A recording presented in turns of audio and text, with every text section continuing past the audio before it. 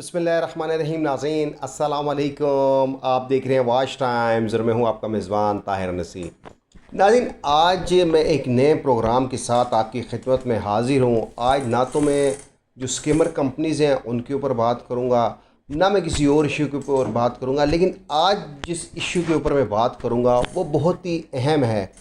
क्योंकि आपको पता है कि मुल्की सियासत में चौधरी निसार अली ख़ान का एक नाम रहा है।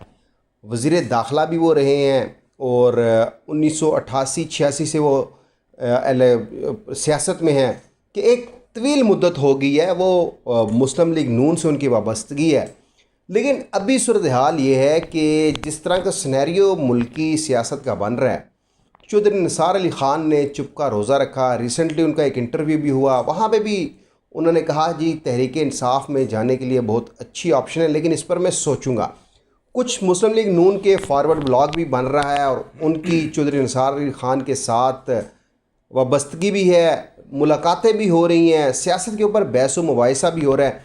लेकिन चौधरी निसार अली ख़ान की खामोशी की वजह क्या है, इसके ऊपर बात करूँगा। मेरे साथ मौजूद हैं, सियासत पे गहरी नज़र रखते हैं और स्पेशली टेक्सला की सियासत पे इनकी काफ़ी नज़र है। ब्लॉगर भी हैं, डिजिटल मीडिया भी चलाते हैं। तोकीर रियाज़, इनसे इस हवाले से जानेंगे। तोकीर साहब, ये बताएं कि आप काफ़ी अरसे से सियासत को फॉलो कर रहे हैं, यानी कि मुख्तलिफ़ ग्रुप्स को आप फॉलो करते हैं। चौधरी निसार अली ख़ान की क्या वजह कि अचानक उन्होंने मुंह को ताला लगा लिया? किसी भी बयान, जिस तरह जब वज़ीर दाखिला थे तो उनके हर दूसरे दिन तीसरे दिन बयानात आते थे। अब तकरीबन एक इंटरव्यू हुआ है, वो भी कुछ साल बाद हुआ है। क्या वजह, उनकी खामोशी की वजूहात क्या हो सकती हैं? झुकाव किस पार्टी की तरफ उनका ज़्यादा जा रहा है? जी ताहिर साहब, बहुत शुक्रिया। आपकी मेहरबानी है, आपने इस इशू पे मुझसे बात की। सबसे पहली बात तो ये है कि चौधरी निसार अली ख़ान साहब पिछले 3 साल से जो हुकूमत है और जो पॉलिटिक्स चल रही है, उन दोनों का हिस्सा नहीं है।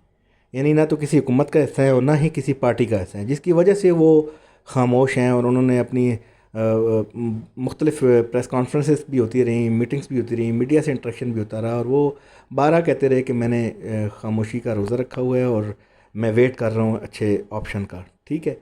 और ऐसा नहीं है कि वो खामोश हैं, वो अपने हलके में अपने लोगों से मुलाकातें कर रहे हैं। अपने दोनों हलकों में 59, 63 दो उनके हलके बनते हैं, दोनों में लोगों से मुलाकातें करते हैं। बीच में कोरोना था, कोरोना की बुनियाद पर उनकी जो मूवमेंट थी वो खासी कम थी, लेकिन फिर भी वो लोगों से इन हालात में भी जाकर मिलते रहे। ऐसा नहीं है कि वो खामोश हैं।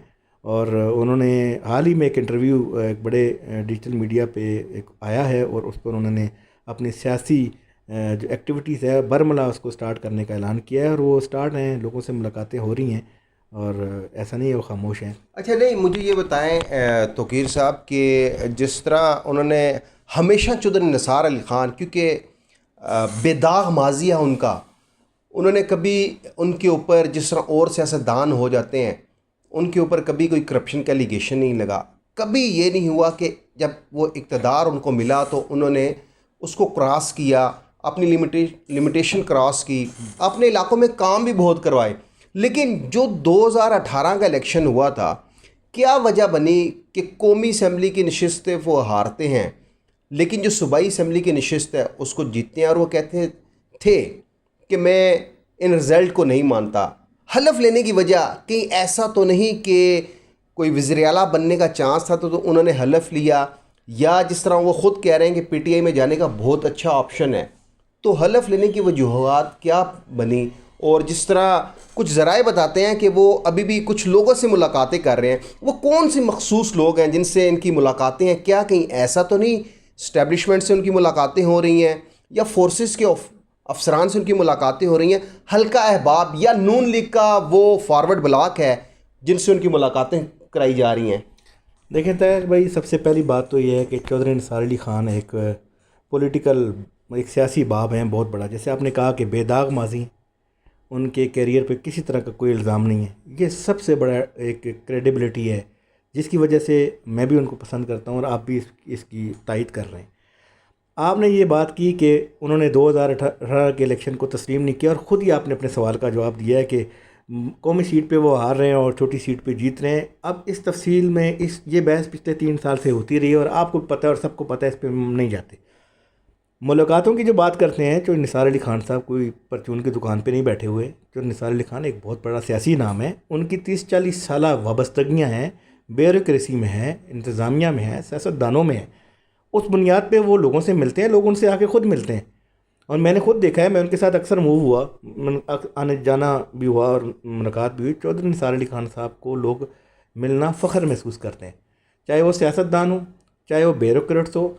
आप ख़ुद ब्यूरोक्रेट से मुलाकातें करते हैं, आपकी एक बीट भी है, आप ख़ुद देखें जब भी चौधरी निसार अली खान साहब का नाम आता है तो लोग उनकी शख्सियत पर बात करना फ़ख्र महसूस करते हैं, या उनकी शख्सियत के बारे में कभी नेगेटिव बात नहीं करते। तो मुलाकातें तो उनका राइट बनता है, वो सियासतदान है।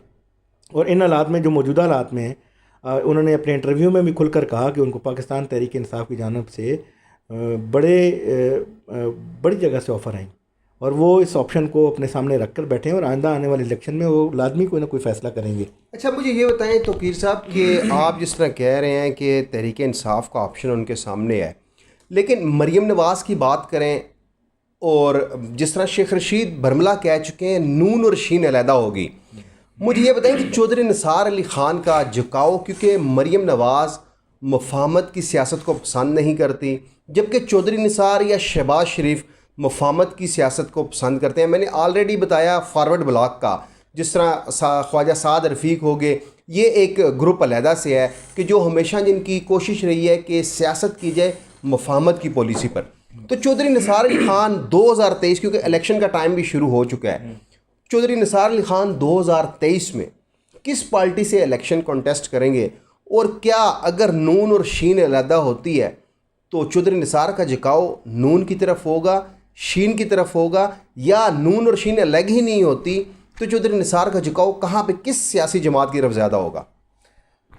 ताहिर, सबसे पहली बात तो ये है, हमने मरीम नवाज़ की बात की ना मैंने आपसे अभी इंटरव्यू से पहले एक बात की कि यार मरीम नवाज़ का सियासी कैरियर क्या है। 2018 से एक सियासी लीडर बनने वाली खातून है। उनका सिर्फ एक वो एडवांटेज आपने कि वो मियां मोहम्मद नवाज शरीफ की बेटी हैं। उन्होंने पाकिस्तान मुस्लिम लीग नून की इस्टेब्लिशमेंट में या उसको मजबूत करने में क्या किरदार अदा किया है। जिनका आपने नाम लिया है, शहबाज शरीफ, चौधरी निसार, ख्वाजा साद रफ़ीक, ख्वाजा आसिफ, अयाज सादिक, राना तनवीर, ये कौन लोग हैं? इन्होंने अपनी उम्र दे दी है, 30-30, 40-40 साल की वाबस्तगियाँ लेके बैठे हैं। तो अगर वो एक बात करते हैं तो मरीम नवाज़ को माननी चाहिए या मरीम नवाज़ की बात को फॉलो करना चाहिए? ठीक है, चौधरी निसार अली खान साहब ने अपनी एक निजी महफिल में भी एक बात की कि वो आइंदा आने वाला इलेक्शन किसी एक पार्टी के फ्लैग के साथ लड़ेंगे। अब वो कौन सी पार्टी होती है वो उन्होंने फ़ैसला करना है, वो हमसे बेहतर जानते हैं, लोगों से बेहतर जानते हैं, अपने हल्के के अवाम से मशवरा करेंगे और लाजमी किसी न किसी विंग के साथ आएंगे। वो एक ग्रुप भी हो सकता है, वो एक पार्टी भी हो सकती है। मैंने फिर भी दोबारा वो बात करता हूँ कि पीटीआई के ऑप्शन को वो बेहतर ऑप्शन है इस वक्त मौजूदा हालात में, क्योंकि इमरान खान वाहिद चौधरी निसार अली ख़ान हैं जिनके लिए वो बरमना स्टेज पे खड़े होके उनको अपनी पार्टी में शामिल होने का कहते हैं। और मैं भी समझता हूँ कि उनको इमरान खान को ज्वाइन करना चाहिए। नून लीग के अंदर क्या रह गए? नून लीग के अंदर मरीम नवाज़ के अब्बू जी को बचाने के अलावा और क्या है? मुझे बताएं ना। शहबाज शरीफ का जो उनका मैनिफेस्टो है वो वही है जो चौधरी निसार अली ख़ान ने 2018 के इलेक्शन से कबल और आज तक वो उसी मंशूर पर हैं कि आप इदारों के साथ न टकराएं, आप सियासत करें इदारों के साथ बग़ैर टकराए, इदारों में रह कर उनके बात करें, इंडिविजुअल की बात करें। लेकिन मरीम नवाज़ की जो सियासत है वो कल तक की आप हेडलाइंस उठा के देखें, ख़बरें देखें, वो डायरेक्ट इदारों के ज़िम्मेदारान को हिट कर रही हैं। क्या मुस्लिम लीग नून इस पर चल सकेगी? नहीं। मैं आपको इस पर एक ख़बर देता जाऊँ, जो इतलात हैं शायद आपको भी पता हो, कि एक बहुत बड़ा ग्रुप मुस्लिम लीग नून का, जिसको आप शीन कहें, नून कहें, अलग होना कहें, जैसा कहें, वो इस वक्त मरीम नवाज़, मियां मोहम्मद नवाज शरीफ की जो मौजूदा सियासी सूरत हाल है या उनका जो मंशूर है या मैनिफेस्टो लेके चल रहे हैं उसके अगेंस्ट हो चुके हैं। और वो ये समझ रहे हैं कि चौधरी निसार अली ख़ान उस वक्त अकेले ये बात कर रहे थे और ठीक कर रहे थे। आज ज़्यादातर लोग, बड़ी लीडरशिप चौधरी निसार अली ख़ान के बयानी के साथ खड़ी है। अगर कल वो शीन बनती है तो मैं समझता हूँ कि उनका हक बनता है वो चौधरी निसार अली ख़ान से रब्ता करें। और क्यों हक बनता है कि इससे बड़ा नाम उनके पास कोई नहीं है। चौधरी निसार अली ख़ान एक क्रेडिबल शख्सियत है, सियासी लिहाज से भी, ज़ाती लिहाज से भी, अखलाकी लिहाज से भी, और इलाकाई सियासत में और ख़िदमात की बुनियाद पर। बहुत शुक्रिया तौकीर रियाज साहब, आपने चौधरी निसार के ऊपर नज़र डाली। नाजरीन, ये वो बातें थी कि ये जो इनकी सियासत में गहरी नज़र है तौकीर रियाज साहब की, ये वहाँ के मकामी भी हैं टेक्सला के। इनका ये दावा है कि 2023 का इलेक्शन चौधरी निसार अली ख़ान किसी पार्टी टिकट से लड़ेंगे। अब वो पार्टी कौन सी होगी? क्या नून और शीन अलग होते हैं, या नून भी मुफाहमत की सियासत को पसंद करती है? क्योंकि मरीम नवाज़ ने जिसने रिसेंटली इस्लामाबाद हाई कोर्ट में जो पटिशन मूव की, खुफिया इदारे के सरबराहान पर उंगली उठाएगी अब, और उसके बाद मियाँ शहबाज शरीफ भी खामोश हैं। लेकिन लगता इस तरह से है कि वाकई वज़ीर दाखिला शेख रशीद अहमद की वो बात सच साबित होती जा रही है कि नून और शीन के रास्ते जुदा हो जाएंगे, और 2023 का इलेक्शन चौधरी निसार अली ख़ान नून लीग के टिकट पर लड़ते हैं, तहरीक इंसाफ के टिकट पर लड़ते हैं, या कोई और पार्टी नए चेहरे के साथ, नई ग्रुप के साथ, नई क़यादत के साथ सामने आती है। क्योंकि इलेक्शन का दौर शुरू हो चुका है। आइंदा साल आपको मालूम है कि कैंपेन्स चलना शुरू हो जाएंगी। उसके बाद मालूम होगा कि चौधरी निसार अली ख़ान का झुकाव किस तरफ है। अगले प्रोग्राम तक के लिए अपने मेज़बान ताहिर नज़ीर को इजाज़त दीजिए। अल्लाह हाफिज़।